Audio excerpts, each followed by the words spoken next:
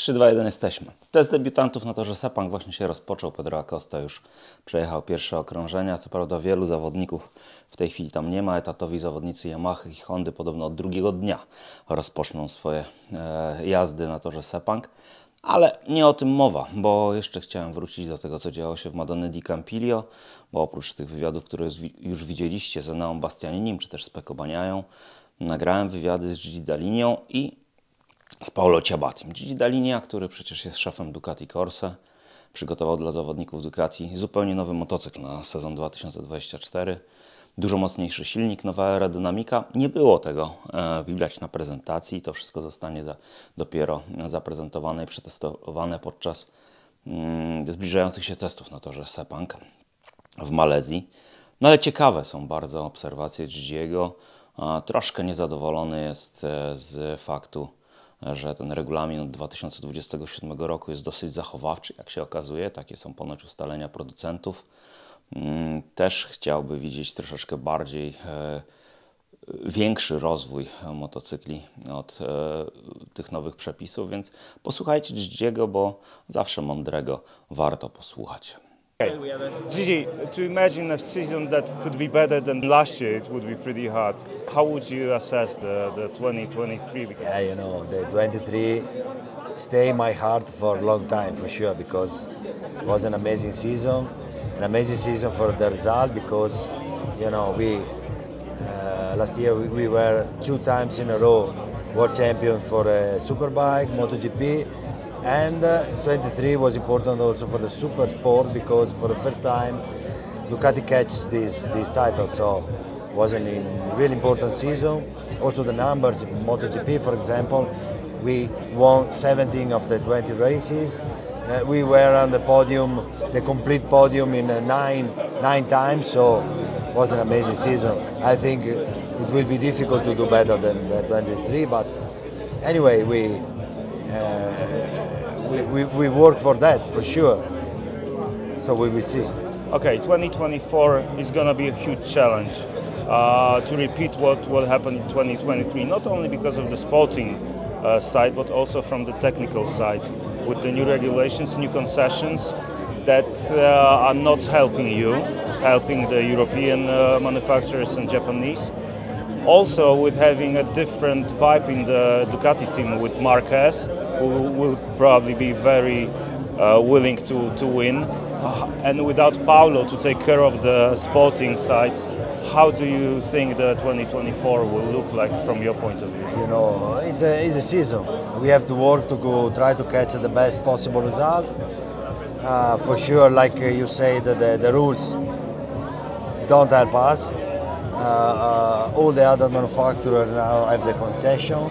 We are the only one don't have the concession, and this is for sure something important. Everybody can evolve the bike for sure more than us. So it's not easy, but we are here to try to be the best also for 24. Okay, and 2027 is approaching pretty fast with the new regulations. It's still uncertain what's going to happen. What is your point of view? What do you want from the regulations? You know, in my opinion, for sure we are discussing now the new regulation. Honestly speaking, I would like to make one more step in terms of sustainability of the championship, but all the other manufacturers doesn't want. So at the end, I think we reach a reasonable compromise. I'm not super happy for sure, but anyway, I think it's something. Some rule goes in the right direction. Okay, thank you and good luck for this. Thank you very much. Oprócz elementów technicznych, zagadnień technicznych, ważnym zagadnieniem w sezonie 2024 będzie jednak kwestia sportu i sportowa rywalizacja, która myślę, że będzie miała wiele naprawdę twarzy jeżeli chodzi o Ducati. Przyjście Marca Marqueza do ekipy Gresiniego może zmienić balans w marce z Bolonii. Czy na lepsze, czy na gorsze, to się okaże. Jedno jest pewne, będzie inaczej. Inaczej będzie także w związku z odejściem z roli dyrektora sportowego Paolo Ciabattiego. Paolo Ciabatti, który przez lata związany był z marką Ducati, jeszcze za czasów Karla Fogartiego czy też Troya Baylisa, a potem pełnił rolę dyrektora superbajków, a na koniec wrócił do MotoGP. I ciekawe rzeczy bardzo opowiada. Znamy się bardzo długo z Paolo Ciabattim, a przed nim nowe wyzwanie w postaci oczywiście bycia szefem off-roadu, nowego projektu. Zaprezentowany był motocykl Desmo MX 450, który ma być tym wejściem z Tonym Cairolim i Lupinio wejściem do motocrossu, chociaż pamiętajcie, że Dakar także wygrany został kiedyś na motocyklu Cagiva z silnikiem Ducati, więc posłuchajcie Paolo Ciabattiego, jakie przed nim wyzwania, jak podsumowuje swoją karierę w MotoGP i jak widzi ten projekt. Taki drobna informacja, oprócz tej 450, która była pokazana na prezentacji, to ponoć prace trwają także nad 250 Desmo, więc to może być bardzo ciekawe. Cóż, Paolo Ciabatti w pełnej krasie. Nie będziemy go już oglądać w padoku MotoGP, a zatem cieszcie się jego widokiem i słowami, które opowiada, bo jest wyjątkową postacią, jeżeli chodzi o Ducati, jeżeli chodzi o sporty motorowe. Paolo, almost 20 years that we know each other. Yeah. And it's been Superbikes, then Superbike Boss, then back to Ducati for MotoGP. And right now, a totally different story. But first of all, how would you sum up your MotoGP experience, adventure that well, you it had has with been Gigi? at the beginning a roller coaster experience because when I came back to Ducati in 2013 to be in charge of MotoGP project, the situation was very complicated, as you may remember. But with the arrival of Dall'Igną at the end of 2013, we managed to make a slow turnaround. In 2015, with a brand new bike, things started to go in the right direction. The first race in Qatar, we almost won. We came second and third with Dovizioso Iannone, and then 2006, first victory, and then with Andrea, 3 times second in the championship, 17, 18, 19. So, and then luckily, Pecco second in 2021, first in 2022, first in 2023.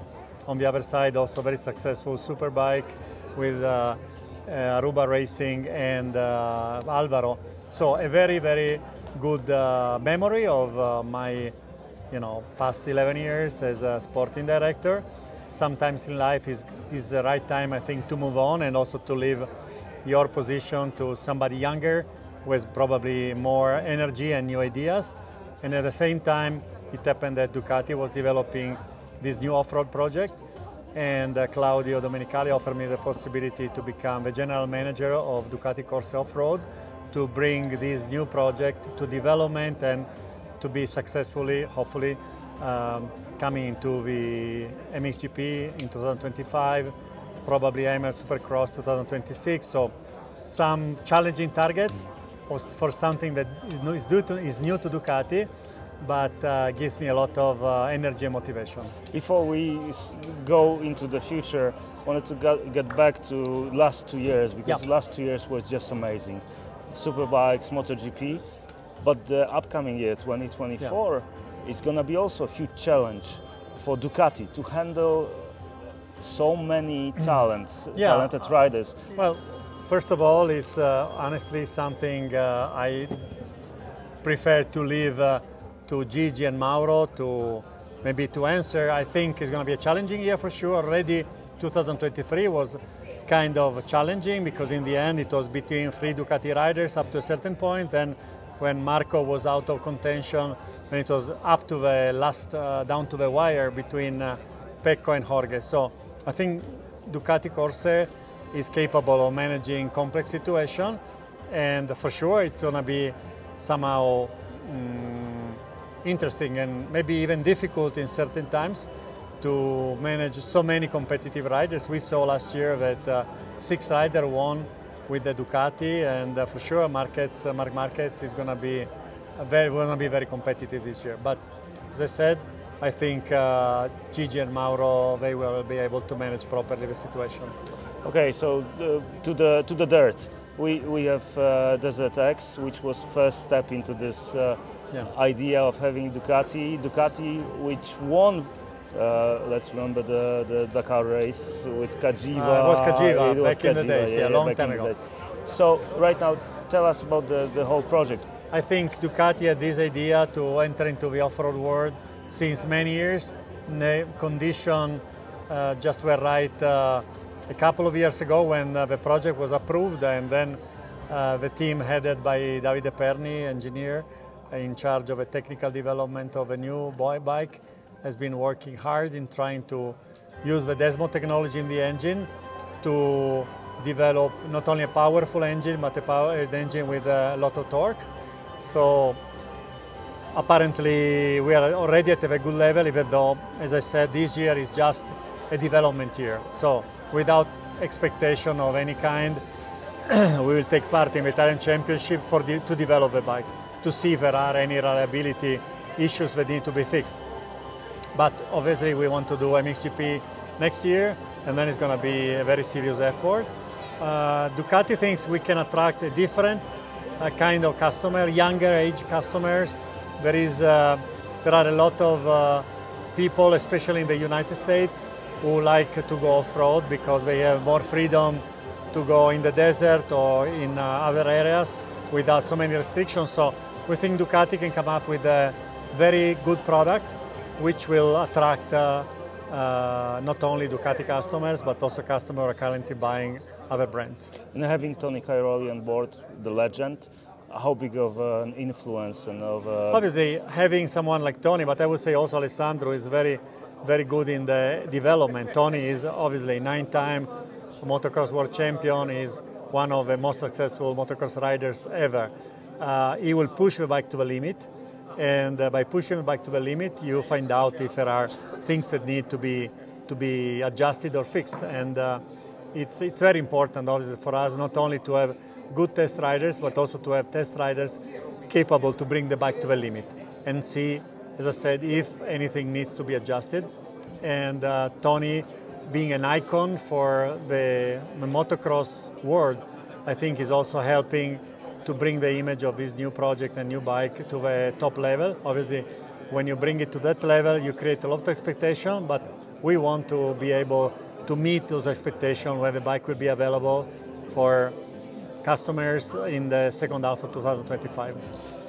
Thank you very much. Good luck for the project, and thank you very much for all those years of help.